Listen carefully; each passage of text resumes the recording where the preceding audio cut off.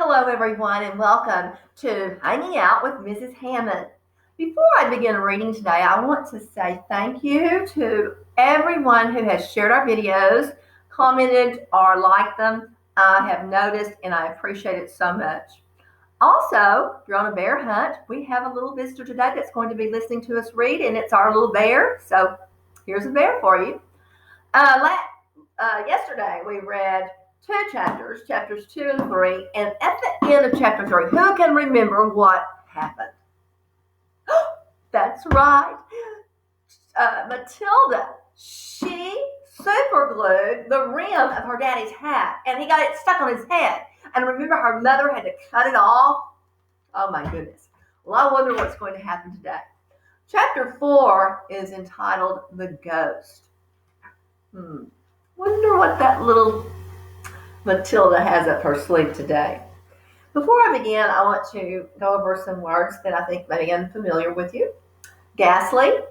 Ghastly is causing great fear. Well, a ghost could maybe cause great fear, right?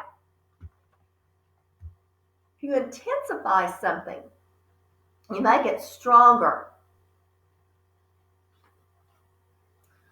You may know this word soot, the black powdery substance that sometimes after we burn wood, we pick up a piece of it and we get black powdery substance on us. That's soot.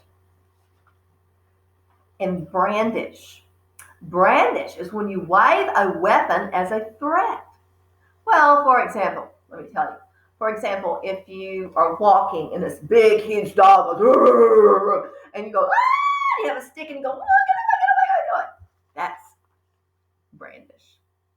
Okay, is everyone ready? The ghost. There was comparative calm in the Wormwood household for about a week after the superglue episode. The experience had clearly chastened Mr. Wormwood, and he seemed temporarily to have lost his taste for boasting and bullying. Then suddenly he struck again. Imagine that.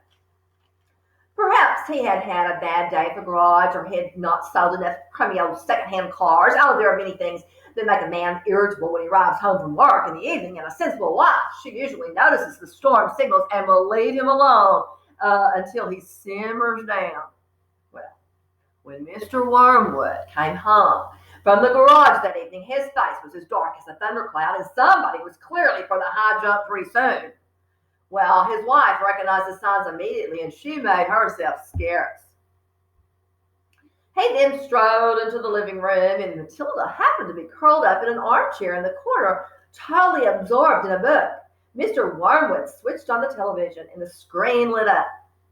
And the program blared real loud and loudly, and Mr. Wormwood glared at Matilda, and she hadn't moved. She had somehow just trained herself by now to block her ears to that ghastly sound to the dreadful box.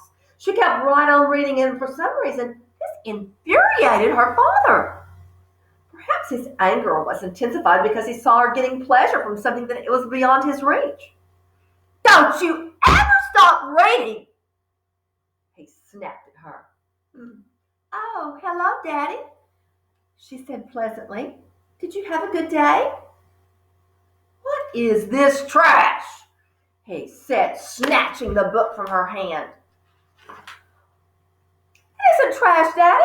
It's lovely. It's called The Red Pony. And it's by John Steinbeck, an American writer. Why don't you try it? You'd love it.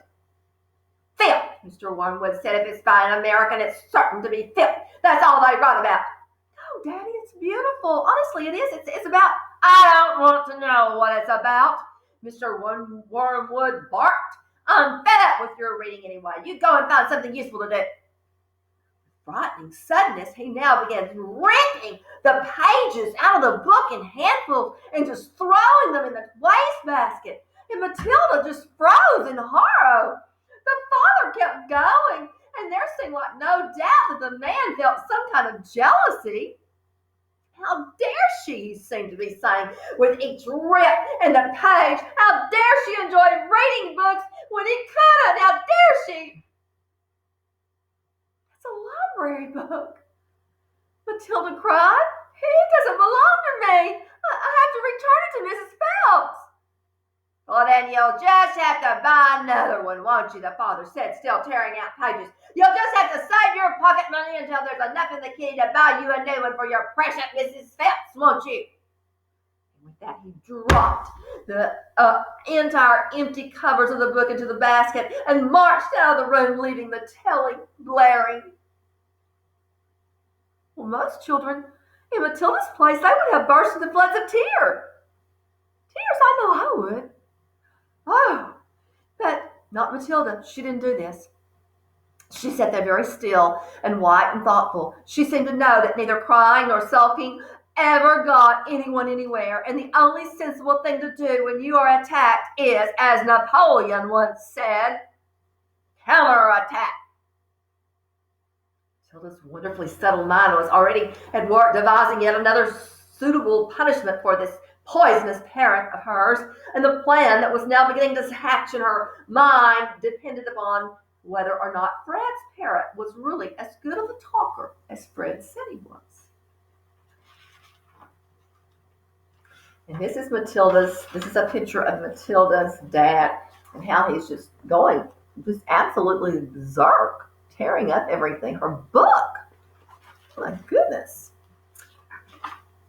Fred was a friend of Matilda's, and he was a small boy of 6 who lived just around the corner from her, and for days he had been going on about his great talking parrot that his father had given him.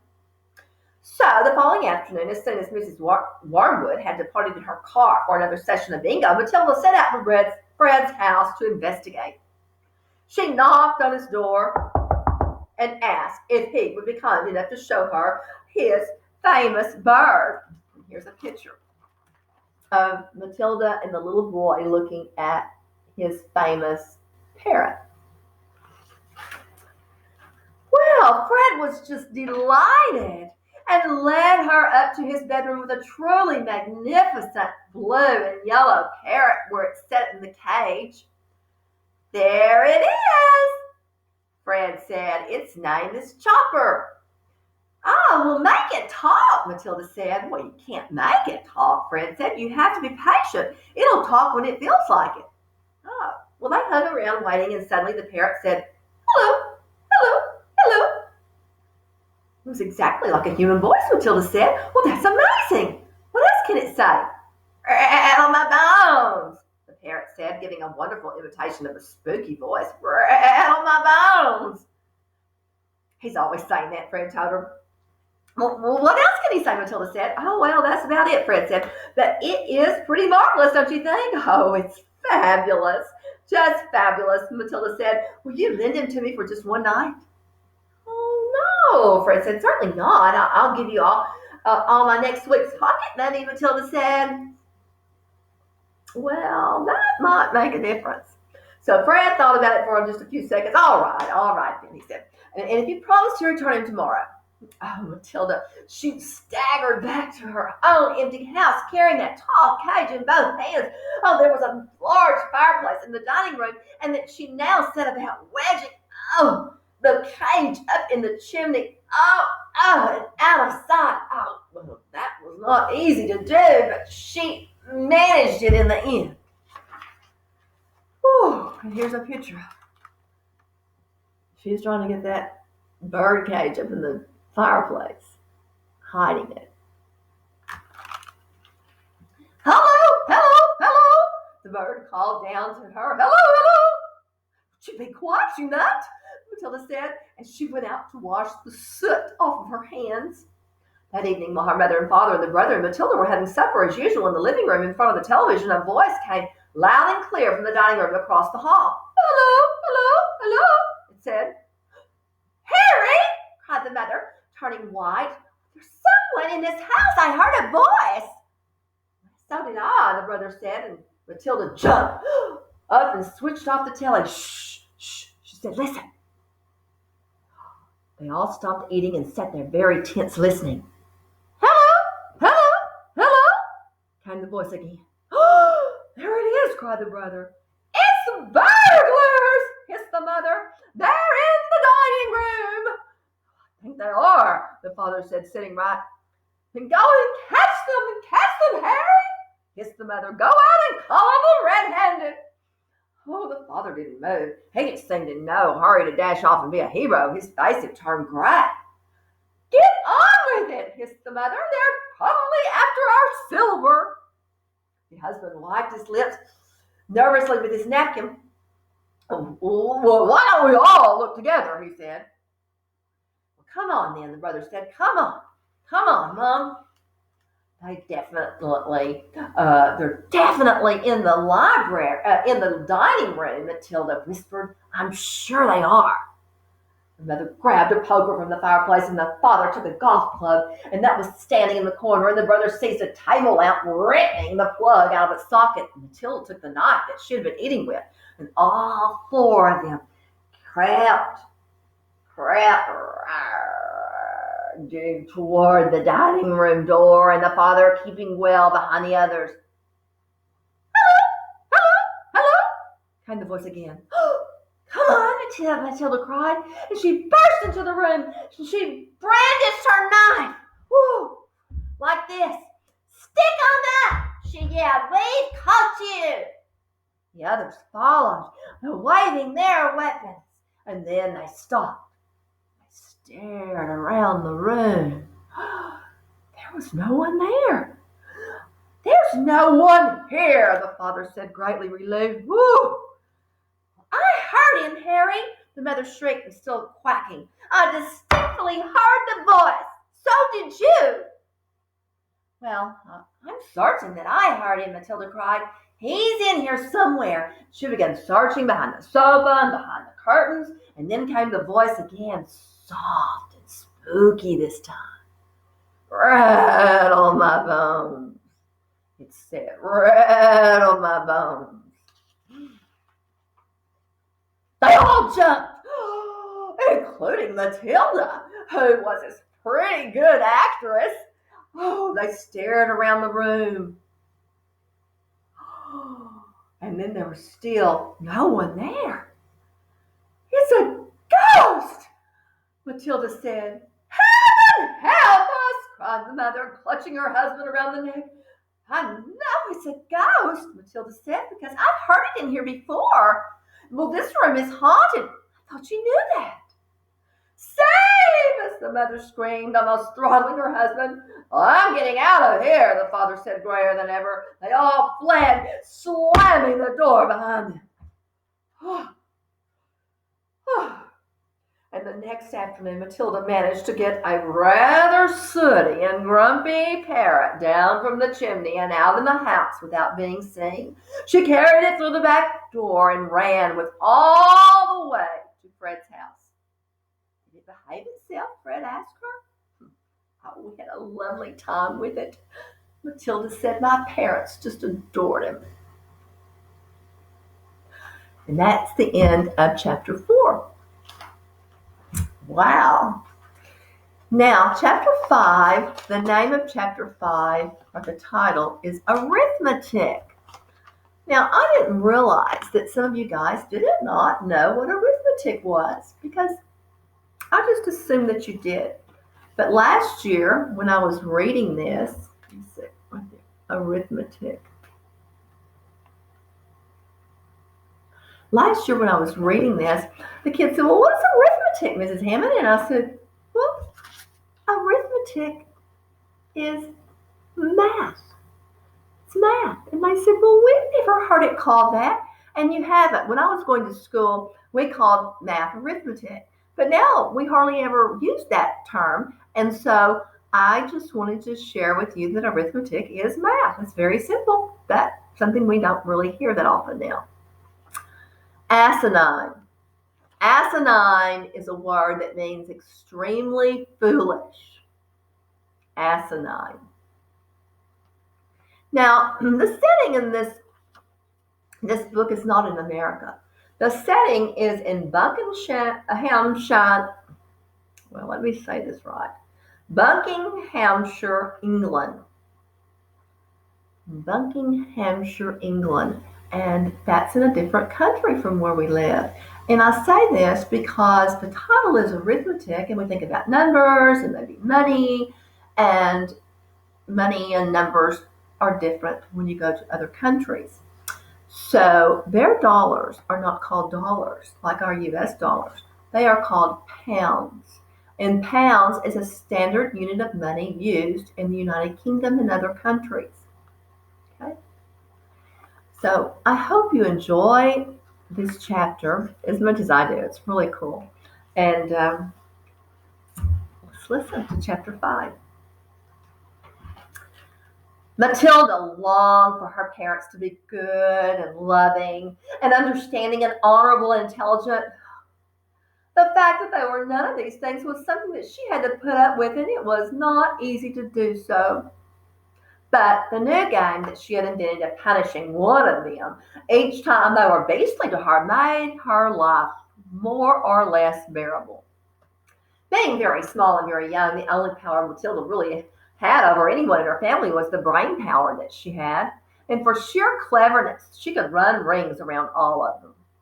But the fact remained that any 5-year-old girl in any family was always obliged to do as she was told, however asinine the orders might be. So she followed that. Thus, she was always forced to eat her evening meals out of the TV dinner trays in front of the dreaded box, and she always had to stay alone on weekday afternoons. And whenever she was told to be quiet, well, she would be quiet. Her safety valve, the thing that prevented her from getting around the bend, was fun of devising and dishing out those splendid punishments. And the lovely thing was that they seemed to work. At any rate, for short periods of time, the father in particular became less cocky and unbearable for several days after receiving a dose of Matilda's magical medicine. The parrot in the chimney affair, quite definitely, it cooled them all down.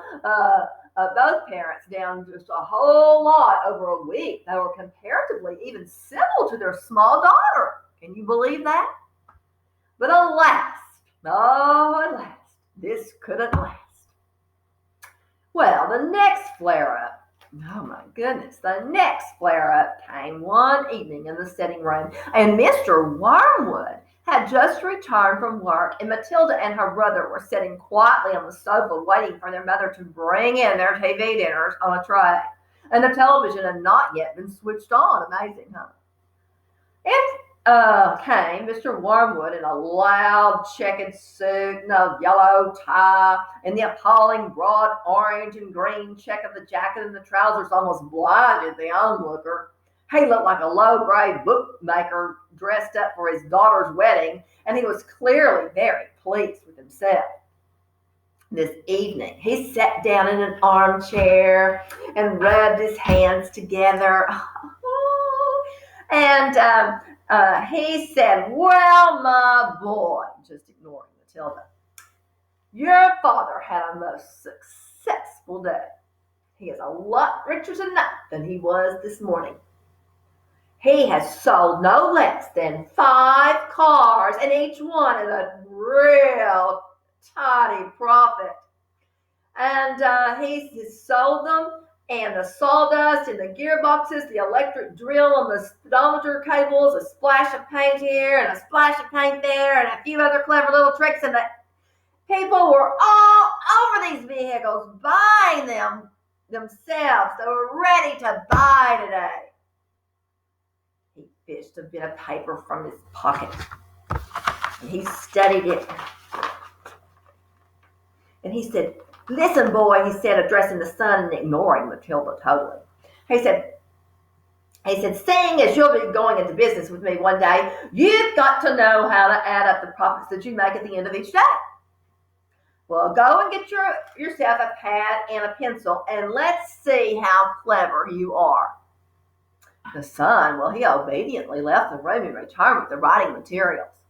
"Write down these figures," the father said, reading from his bit of paper. "Car number 1 was bought by me for £278 and sold for $1,425. You got that?"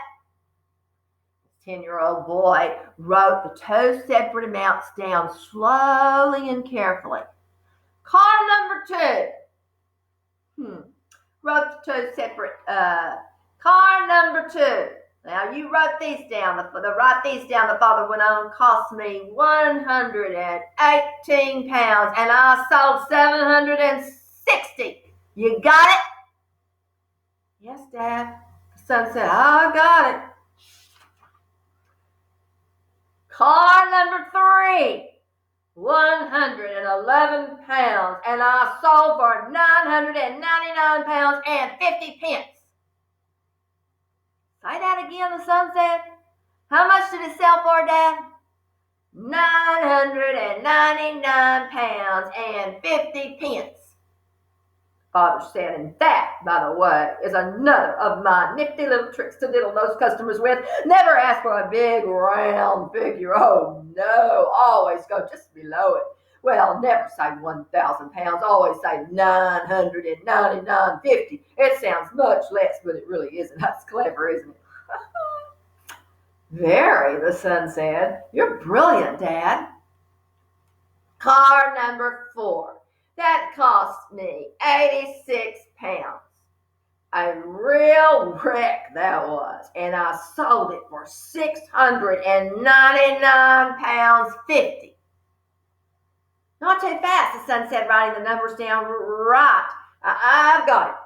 Car number 5 cost 637 pounds and sold for 1,649.50. You got all those figures written down, son? Yes, Daddy. Yes, I did. The boy said, crouching over all his pad and writing it very carefully. Very well, Father said. Now, work out the profit I made on each of these 5 cars and add the total up. And then you'll be able to tell me just how much money that your rather brilliant daddy has made today. That's a lot of sums, the boy said. Well, of course it's a lot of sums, the father answered. But when you're in a big business like I am, you got to be a hot stuff and arithmetic. I practically got a computer inside of my head. It took me less than just 10 minutes to work that whole thing out. You mean you did it in your head, Dad? The son asked goggingly. Well, not exactly, the father said. Nobody could do that. But it didn't take me long. And when you're finished, tell me what you think that my profit was for the day. And I've got the final total written right down here, and I'll tell you if it's right or not. Matilda said quietly, Dad, you made exactly 4,303 pounds and 50 pence altogether. Don't butt in, Father said. Your brother and I are busy with high finance. But Dad, would you be quiet, the father said. Stop guessing and trying to be clever. Well, look at your answer, Dad, Matilda said gently. If you've done it right, it ought to be 4,303 pounds and 50 pence. Is that what you've got, Dad? The father glanced down at the paper in his hand, and he seemed to stiffen. He became very quiet. There was a silence, and then he said, Say that again. 4,303 pounds 50, Matilda said.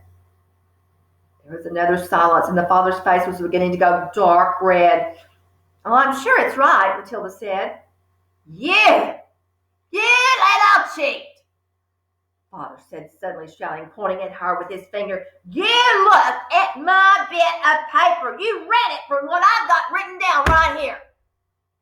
Well, Daddy, I'm on the other side of the room, Matilda said. How could I have possibly be able to see it?